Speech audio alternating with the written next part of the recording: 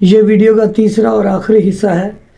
یہ لازمی ویڈیو آپ نے مکمل دیکھنی ہے، کافی انفارمیشن آپ کو ملنے والی ہے۔ اس میں قبر کی بھی بات ہوگی اور جنت کی بھی بات ہوگی، اور آخر کے ویڈیو میں دوزخ کی، جہنم کی بھی بات ہوگی، اور مومنین جو محمد و آل محمد کو فالو کرتے ہیں، جو قرآن اور اہل بیت کو فالو کرتے ہیں، وہ زندگی کیسے گزاریں، ان کی زندگی میں جب مشکلات آتی ہیں تو وہ مشکلات کیسے حل کریں۔ ان تمام چیزوں کو دیکھنے کے لیے یہ ویڈیوز دیکھیں، اور آپ جو ہے آپ کی زندگی جو ہے نا تبدیل ہو جائے گی یہ باتیں سننے کے بعد۔ تو ویڈیو کا آغاز کرتے ہیں، بسم اللہ۔ ہمارے آقا امام محمد باقر علوم الرحمن علیہ السلام فرماتے ہیں الجنت محفوفۃ بالمکارہ والصبر۔ جنت کا جو راستہ ہے وہ کہاں سے گزرتا ہے؟ جنت کا جو راستہ ہے وہ سختیوں سے، مشکلات سے اور صبر سے گزرتا ہے۔ جنت کس چیز میں چھپا ہوا ہے؟ جنت ایک گنج ہے، ایک گنجینہ ہے جو چھپا ہوا ہے سختیوں میں، مشکلات میں، تلخیوں میں اور صبر میں۔ فمن صبر علی مکارہ الدنیا دخل الجنہ، بس جو شخص دنیا کی مشکلات اور سختیوں پر اور دنیا کی تلخ واقعات پہ صبر کرتا ہے وہ جنت میں داخل ہو جاتا ہے، وہ جنت چلا جاتا ہے۔ وجہنم محفوفۃ باللذات والشہوات، جہنم کا جو راستہ ہے وہ لذتوں کا راستہ ہے، وہ شہوتوں کا راستہ ہے، وہ مزوں اٹھانے کا راستہ ہے۔ فمن اعطى نفسه لذتها وشهوتها دخل النار، جو بھی شخص اپنے نفس کی لذتوں کو فراہم کرتا رہتا ہے، اپنی نفس کی شہوتوں کو فراہم کرتا رہتا ہے، وہ جہنم جا رہا ہوتا ہے اور جہنم میں داخل ہو جاتا ہے۔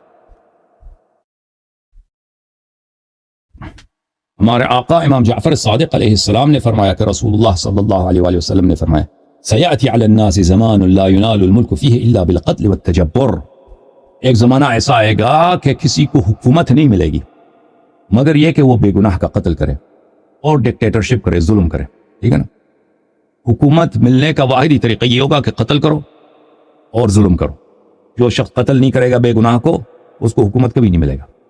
جو شخص ظلم نہیں کرے گا، ٹھیک ہے نا، بے گناہ کو جیل میں نہیں ڈالے گا، بے گناہ کے گھر پہ قبضہ نہیں کرے گا، جائیداد چھین نہیں لے گا، اس کو حکومت نہیں ملے گی۔ ہے کہ نہیں بھائی؟ پاکستان کا ایڈریس ہے کہ نہیں، افغانستان کا ایڈریس ہے، ایران کا ایڈریس، ساری دنیا کا ایڈریس ہے، جتنے کیپٹلز ہیں دنیا کا ان کا ایڈریس ہے اس حدیث میں۔ اچھا، وَلَا الْغِنَىٰ إِلَّا بِالْغَصْبِ وَالْبُخْلِ، ایک زمانہ آئے گا کہ کوئی شخص کو دولت نہیں ملے گا مگر یہ کہ وہ کیا کرے؟ چوری کرے، غصب کرے، ناجائز قبضہ کرے، اور کیا لالچی ہو، انسان بخل کرے، یعنی فقیر فقراء کی مدد نہ کرے۔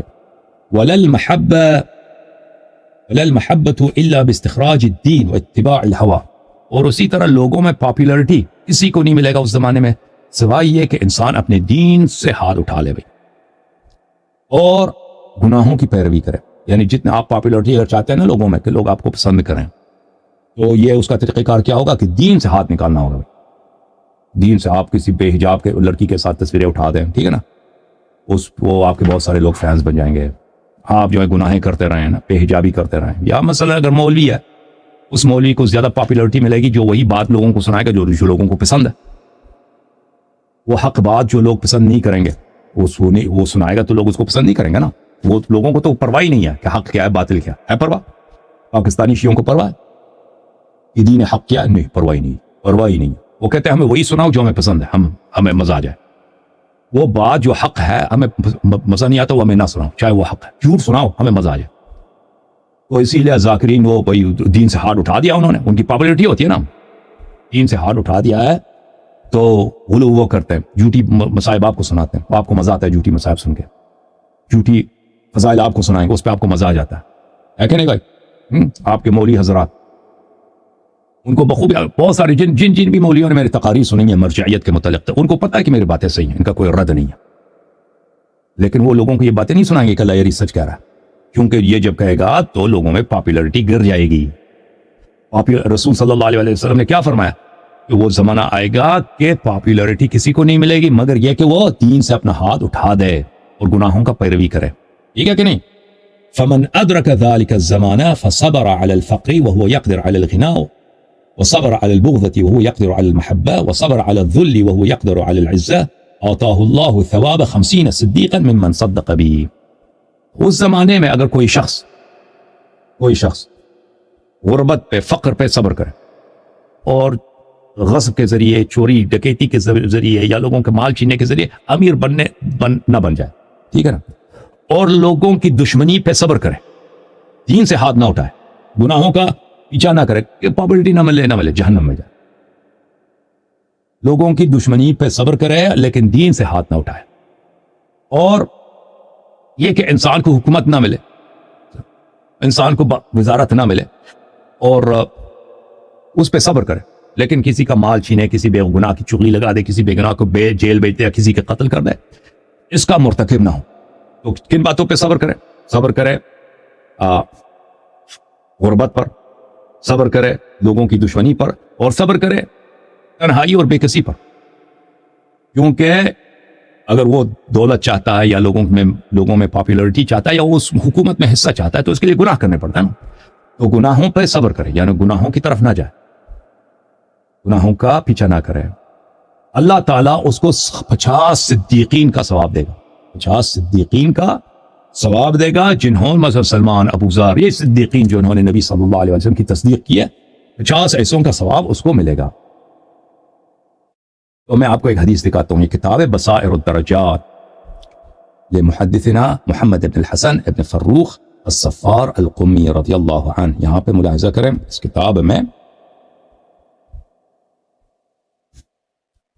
صفحہ نمبر ہے 403۔ عبداللہ ابن سنان کہتے ہیں کہ میں امام جعفر صادق علیہ السلام سے پوچھا کہ اے میرے مولا مجھے بتاؤ یہ حوض کوثر کیا چیز ہے؟ حوض کوثر، انا اعطیناک الکوثر فصل لربک وانحر ان شانئک هو الابتر۔ اللہ تعالیٰ نے نبی صلی اللہ علیہ وآلہ وسلم کو کوثر کا وعدہ عطا فرمایا ہے، ٹھیک ہے نا۔ الا ومن احب آل محمد علیہ السلام لا يخرج من الدنيا حتى يأكل من الجنة ويشرب من الكوثر ويرى مكانه في الجنة۔ سبحان اللہ، جو اہل بیت علیہ السلام سے محبت کرے وہ دنیا میں ہی اس کو موت کے وقت شراب کوثر پلایا جاتا ہے، کوثر کے چشمے کا اس کو شراب پلایا جاتا ہے۔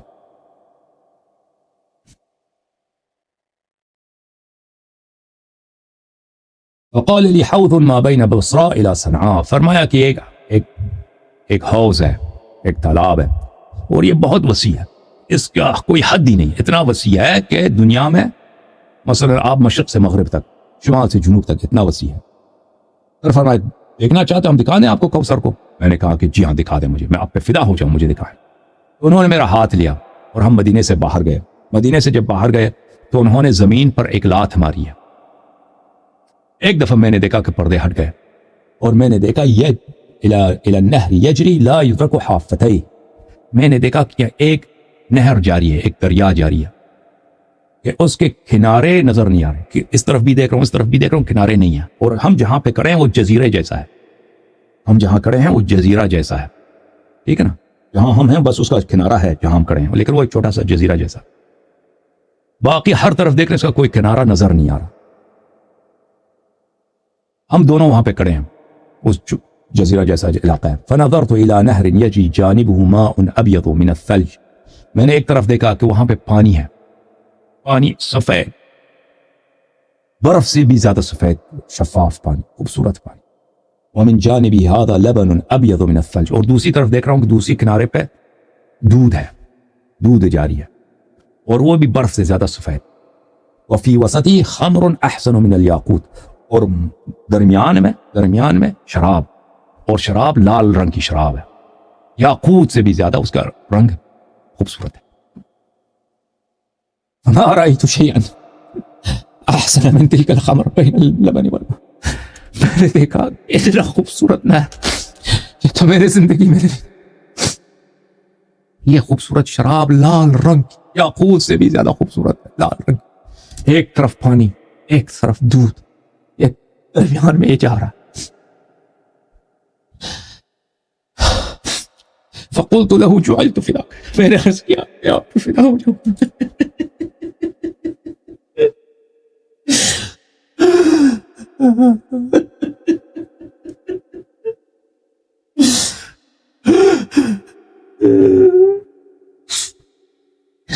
میں فدا ہو جاؤں، من أين يخرج هذا ومجرى، میں نے عرض کیا کہ اے میں آپ پہ فدا ہو جاؤں، یہ چشمے کہاں سے یہ نہر کہاں سے آ رہا ہے، کیسے اس کا جریان کہاں سے ہے؟ فرمایا فقال هذه العيون التي ذكر الله في كتابه، فرمایا یہ وہی چشمے ہیں، یہ وہی چشمے ہیں جن کا اللہ تعالیٰ نے قرآن میں ذکر فرمایا، انہار فی الجنہ، جس کا ذکر اللہ نے قرآن میں کیا کہ جنت میں نہریں جاری ہیں، یہ وہی جنت کی بہتی ہوئی نہریں جو آ رہی ہیں۔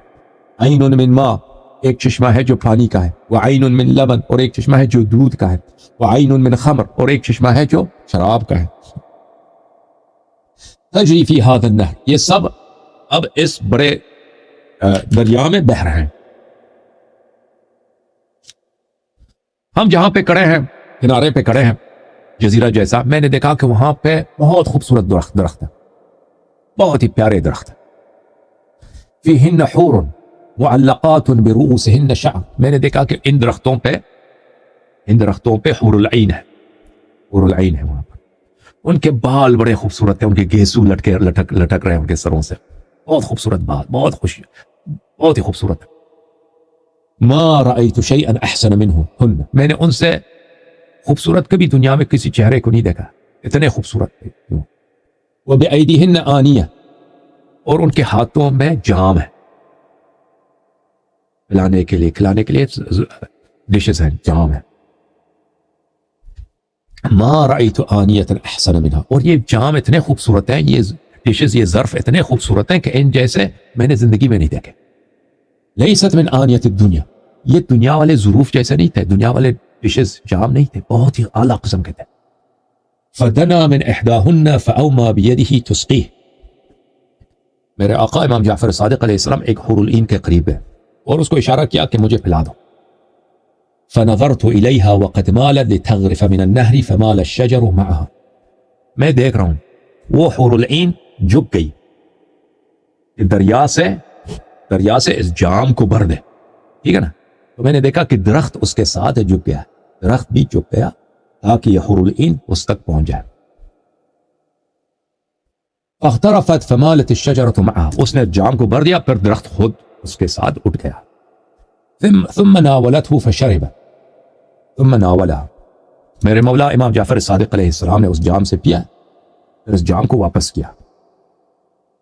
وأوما إليها فمال لتغرف فمالت الشجرة معها ثم ناولته فناولني فشربت، پھر میرے مولا امام علیہ السلام نے اس کو اشارہ کیا کہ میرے ساتھی اس کو بھی پلا دو، تو پھر وہی حور العین جھک گئی ہے، درخت اس کے ساتھ جھک گیا، اس نے جام بھر دیا، درخت دوبارہ اٹھ گیا، پھر اس نے مجھے وہ جام دے دی اور میں نے پی لیا۔ فما رأیت شرابا کان الین منہ، تو میں نے دیکھا کہ اس جیسا لذیذ شربت، اس جیسا نرم شربت کبھی میں نے نہیں سنا، نہیں، ولا الذ منہ، اور اس سے زیادہ مزیدار میں نے کبھی زندگی میں نہیں پیا تھا۔ وکانت رائحتہ رائحۃ المسک، اور اس سے جو خوشبو آ رہی تھی مشک کی خوشبو تھی اس شربت سے۔